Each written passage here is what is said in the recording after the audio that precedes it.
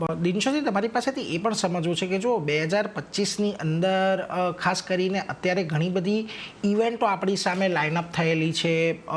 ખાસ કરીને આ મહિને ફરી એક વખત ફેડની બેઠક આવશે, રાષ્ટ્રપતિ ડોનાલ્ડ ટ્રમ્પ પોતાનું પદ સંભાળશે, આપણું બજેટ આવશે, Q3ના અર્નિંગ્સ આપણને આવતા જોવા મળશે અને આ બધાની અસર આપણને આવનારા સમયમાં બજાર પર એક આવતી દેખાવાની છે.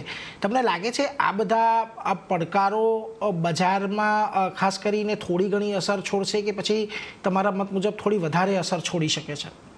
તો પહેલે તો આપણે જે તમે બધા પોઈન્ટર્સ આપ્યા તેમાંથી આપણે જરા એક બુરી જે આપણને ખરાબ લાગે છે તે પોઈન્ટર્સની પહેલે વાત કરી લઈએ ને પછી જે બીજા પોઈન્ટર્સ પછીથી આપણે કવર કરશું.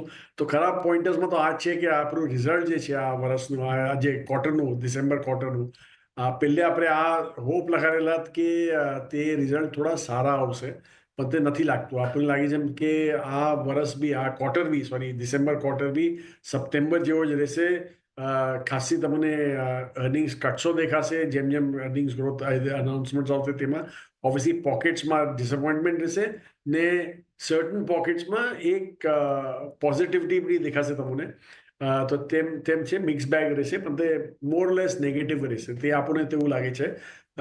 બીજું તમે જે બોલ્યા, જે ફેડની મીટિંગ છે, ફેડની મીટિંગમાં તો આપણને કંઈ નથી લાગતું કે ડિફરન્ટ થવાનું છે. ઉલટું જે મને પહેલે બી સ્ટેટ કીધેલું હતું, એક future cautious but present cuts તે મને લાગે તેમ કન્ટિન્યુ રહેશે.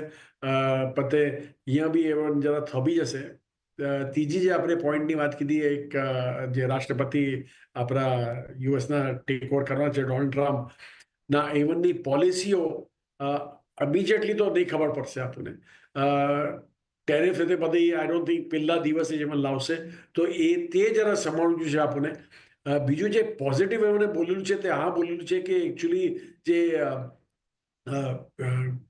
યુઝલેસ એક્સપેન્ડિચર, એટલે જે એક્સપેન્ડિચર જ્યાં એટલી પ્રોડક્ટિવિટી નથી સ્ટેટ્સમાં ને સેન્ટ્રલમાં, તે એક્સપેન્ડિચર ઇવન કર્વ કરવા માંગે છે. તો તે અગર જો ચાલુ થશે તો ત્યાં તો આઈટીની બહુ જરૂર પડશે તે કર્વ કરવા માટે. તેથી આપણને તે જરા સારું લાગે છે કે તેનાથી એક પોઝિટિવ સ્પિલઓવર આવશે, પ્લસ જે લોકોનું ડેફિસિટ જે કંટ્રોલમાં રહેશે, તે હિસાબે તે ખાસું પોઝિટિવ છે. ને લાસ્ટલી આપણું જે બજેટ છે તે એકચ્યુઅલી લાસ્ટની સેકન્ડ લાસ્ટ છે. આપણી પાસે, મારી પાસે એક ઓર પોઈન્ટ છે, તે પછીથી બતાવશું મને. તે જે બજેટ પહેલી તારીખે જ અનાઉન્સ થવાનો છે, ત્યાં આપણને આ હોપ છે કે આ ગવર્મેન્ટ, ઓલરેડી તમે જોયું છે, finance minister is quite worried કે આપણું કન્ઝમ્પશન પિકઅપ નથી થતું, ને ઇવન ઓલરેડી સોચી રહેલા છે કે સ્કેમ કરવાનું છે, બ્રેઇન સ્ટોર્મિંગ ચાલુ છે. તો એક ઓબ્વિયસ જે ઝરિયો છે તેને પિકઅપ કરવા ઇઝ ટેક્સ કટ્સ. તો I don't know tax cut કરશે કે નહીં, પણ તે એટલી સ્લેબ જે છે એક્ઝેમ્પશનના તે વધારવા તો સમજવું આવું છે કે તેમાં ખાસું કામ ચાલી રહેલું છે. તો તે બધું પોઝિટિવ લેશે. ને ઓબ્વિયસલી એક ઓર તરીકો બૂસ્ટ કરવાનો કન્ઝમ્પશનનો ઇઝ થ્રુ કેપેક્સ.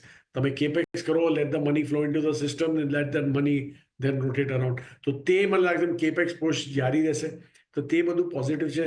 ને છેલ્લું જે મેં બોલ્યું, RBI joker in the pack, કારણ કે તે આઈ થિંક 4 કે 5 તારીખે વનની બી મિટિંગ છે ફરવરીમાં, એમપીસીની ફોર ઇન્ટરેસ્ટ રેટ્સ.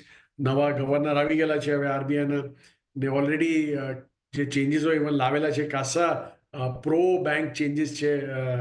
તે હોપ છે કે probably first cuts will start in fab. અને તે અગર જો આવ્યું તો પછી એક પોઝિટિવ સેન્ટિમેન્ટ જેવું આવી જશે, નોટ ઓનલી ઇન્ડસ્ટ્રીમાં પણ કન્ઝમ્પશન સ્પેસમાં બી, વિચ ઇઝ ઓલરેડી લેગિંગ અ લોટ.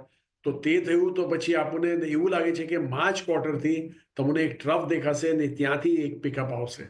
તેથી જે બી હું વાત કરેલો છે આજની તારીખમાં, તે ગ્રોથ તે બધાની બજારની, આપણને તે સેકન્ડ હાફ સ્પેસિફિક ગ્રોથ લાગે છે રાધર દેન ફર્સ્ટ હાફ.